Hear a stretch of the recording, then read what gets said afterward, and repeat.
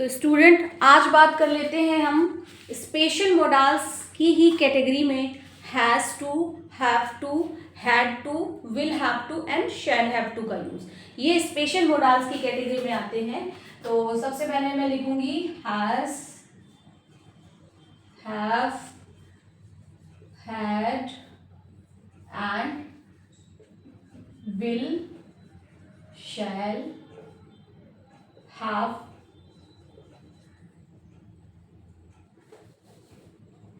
To, यानी कि to इन सब के साथ लगेगा। और ये वन बाय वन अब देखते हैं कि ये कहाँ यूज होते हैं। तो सबसे पहले ध्यान देने वाली बात है कि ये हमारा यूज होगा मजबूरी, जरूरत, ऑब्लाइगेशन। तो इस चीज को याद रखेंगे कि जिन भी सेंटेंस में हमें ये दिखाई दे कि आपको उस चीज को करने की मजबूरी है या बाध्यता है या जरूर वो करनी है, तो वहां पर हम यूज करते हैं उस सिचुएशन में has to, have to, had to, will have to and shall have to. और इन्हें अलग अलग यूज करते हैं। और याद रखें ये जितने भी हैं सब के साथ वर्ब की फर्स्ट फॉर्म का यूज होगा। Get it? ये याद रखने वाली बात है, क्योंकि मैंने बताया है कि मॉडल्स के साथ वर्ब की फर्स्ट फॉर्म ही यूज होती है मोस्ट ऑफ केसेस में। तो आइए देख लेते हैं कि सेंटेंस में हम कैसे क्या यूज करेंगे। तो एक बात और याद रखने वाली इसमें मैं बता देती हूं आपको, वो क्या है। सबसे पहले बात करेंगे हम हैज, हैव, टू की। तो याद रखें कि ये यूज होगा प्रेजेंट के केस में। प्रेजेंट यानी वर्तमान समय की बात होगी तो हैज। उसके अलावा हैज यूज होगा सिंगुलर सब्जेक्ट, और सिंगुलर सब्जेक्ट क्या होते हैं? आपका शी होता है, ही होता है, किसी का नेम होता है, इट होता है, दिस होता है। ठीक है, ये सिंगुलर सब्जेक्ट। और हैव का यूज करेंगे हम प्लूरल सब्जेक्ट। और प्लूरल सब्जेक्ट क्या है? आई को मानते हैं हम, यू को मानते हैं, दे को मानते हैं और वी को मानते हैं। ये सारे के सारे प्लूरल सब्जेक्ट हैं। ऑलराइट, तो इतना समझ में आपको आ गया होगा। अब हम सेंटेंस में कैसे देखते हैं, इसको करते हैं। तो आइए वो भी देख लेते हैं। हिंदी के सेंटेंस से समझेंगे। उसे सुबह उठना पड़ता है। ठीक है, या एक सेंटेंस और, हमें सुबह उठना पड़ता है। और याद रखेंगे कि जब ये हैज और हैव टू आता है तो ये हिंदी देता है पढ़ता है। ठीक है, या पढ़ता है, दोनों एक ही बात है, बस ये हैज और हैव का फर्क होता है, ये याद रखें। तो सेंटेंस बनाने का फॉर्मूला, सब्जेक्ट प्लस हैज या हैव जो भी लग रहा है, प्लस टू, प्लस वर्ब की फर्स्ट फॉर्म, प्लस ऑब्जेक्ट और प्लस अदर वर्ड। तो इस चीज को हम फॉलो करते हैं। उसे सुबह उठना पड़ता है। उसे यानी कोई एक लड़की है या लड़का है, तो चलो हम लड़की मान लेते हैं। तो she has to wake up morning. She has to wake up morning. हमें सुबह, हमें यानी कि प्लूरल है, तो इसीलिए मैंने दो सेंटेंस लिखे हैं। तो we have to wake up morning. ठीक है, तो आई थिंक ये दोनों एग्जाम्पल आपको बहुत अच्छे से आ गए होंगे। तो अब एक चीज और देख लेते हैं कि सपोज करें कि अगर जब सेंटेंस सिंपल है तो ऑब्वियस ही बात है कि नेगेटिव भी होगा। तो नेगेटिव में क्या होगा? उसे सुबह उठना नहीं पड़ता है।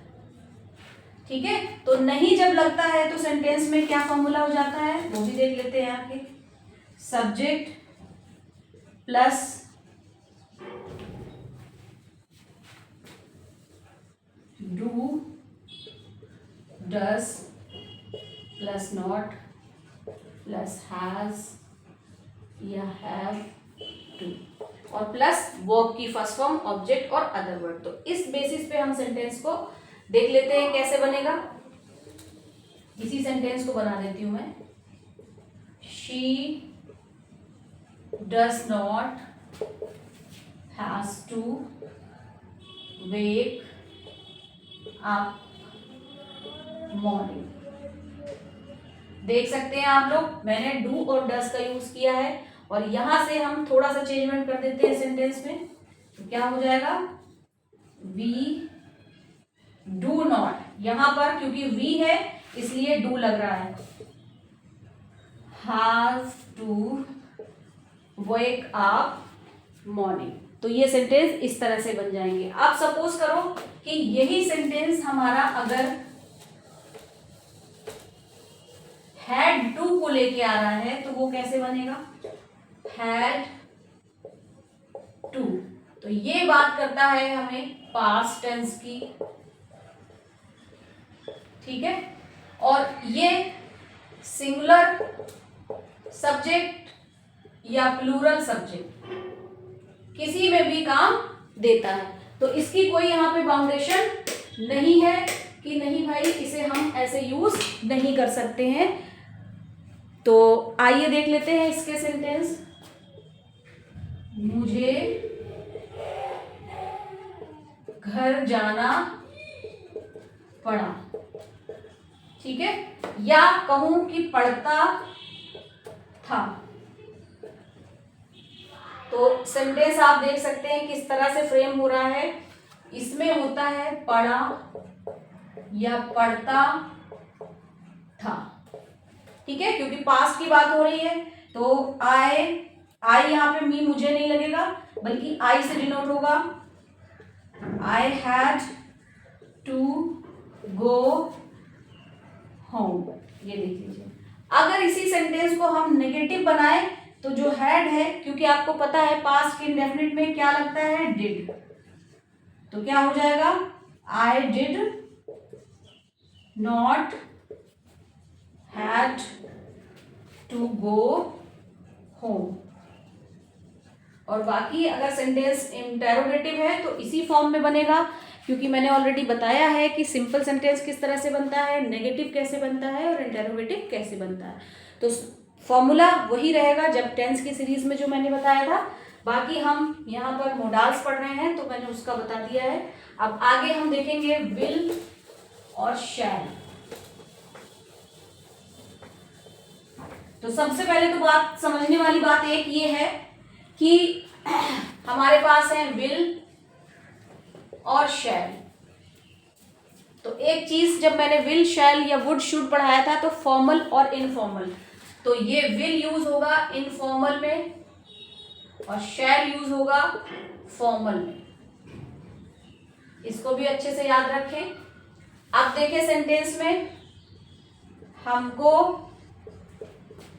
इंग्लिश बोलना होगा या पड़ेगा। तो आप समझ सकते हैं, दोनों बातें आप कह सकते हैं। तो ये दोनों जो विल हैव टू और शैल हैव टू है, ये किसकी हिंदी मीनिंग देते हैं, पड़ेगा या फिर होगा, यानी करना होगा, खाना होगा, इस तरह की मीनिंग देते हैं। हमको इंग्लिश बोलना होगा यानी आपकी ये मजबूरी दिखा रहा है। तो हम क्या करेंगे, we shall have to speak English. We shall have to speak English. और अगर हम इसे बोल दें कि we will have to speak English, तो देखिए एक चीज याद रखिए कि जो ये शैल है ये स्ट्रॉन्ग, आपको मैंने बताया कि फॉर्मल में यूज होगा और ये इनफॉर्मल में यूज होगा। तो बस आप इतना ही याद रखें। बाकी मैंने लास्ट वीडियोस में बताया ही है कि फॉर्मल और इनफॉर्मल क्या होते हैं। तो इस तरह से सेंटेंस की मेकिंग होती है। और अगर यही सेंटेंस हो जाए हमको इंग्लिश बोलना नहीं, तो बस शैल और नॉट के बीच में शैल नॉट हैव टू या विल नॉट हैव टू, क्योंकि जब भी कभी मैंने बताया है कि 2 हेल्पिंग वर्ब या 3 एक साथ आती हैं तो फर्स्ट वाली के बाद नॉट लगता है। तो आई थिंक ये क्लियर हो गया होगा और बहुत इंटरेस्टिंग, बहुत अच्छा टॉपिक है। ये बोल चाल में बहुत यूज़ होता है और हर तरह से ये बहुत ही काम आता है, तो आप लोग इसे बहुत अच्छे से पढ़ें।